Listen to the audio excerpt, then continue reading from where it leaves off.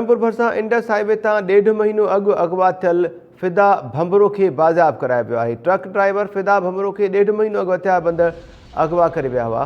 Breaking news अवां सां share कयूं पिया। करमपुर भरिसां इंडस हाईवे तां 1.5 महीनो अॻु अगवा थी वियो हो बस ड्राइवर फिदा हुसैन भंबरो, जंहिंखे बाज़ाब करायो वियो आहे। ट्रक ड्राइवर ॿुधाए पंहिंजे फिदा भंबरो, जंहिंखे 1.5 महीनो अॻु हथियारबंद अगवा करे विया हुआ। नापरकोट पुलिस पारां मुखबी खे कचे वारे इलाइक़े मां मुक़ाबले बाद बाज़ाब कराइण जी दावा कई पई वञे।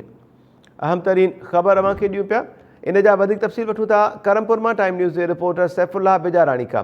सैफुल्लाह, छा तफ़सील आहिनि अवां वटि इन बाबति?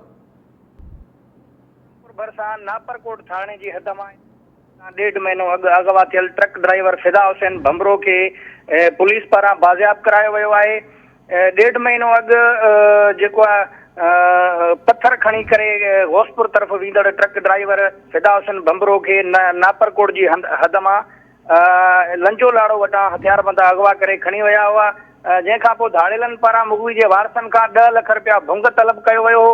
मुखबी जे वारसनि पारां धरणो हणी इंडस हाईवे ब्लॉक कयो। उन खां पोइ पुलिस कुझु ॾींहंनि जी मोहलत वरिती, जंहिंखे नापरकोट पुलिस पारां अॼु कचे वारे इलाइक़े मां बाज़ाब कराइण जी दावा कई वई आहे। एसएचओ नापरकोट जो चवणु आहे त धाड़ेल जेको आहे मुखबी खे ॿिए टोले वटि विकिरो करे रहिया हुआ। खुफ़िया इतला ते कचे जे 5 माइल वारे इलाइक़े में कार्रवाई करे मुखबी फिदा हुसैन भंबरो खे बाज़ाब कराए वरितो आहे, जॾहिं त हथियारबंद फरार थी विया आहिनि।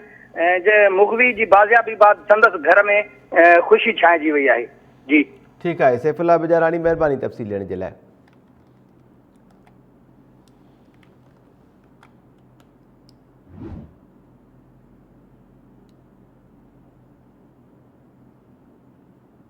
नापरकोट पुलिस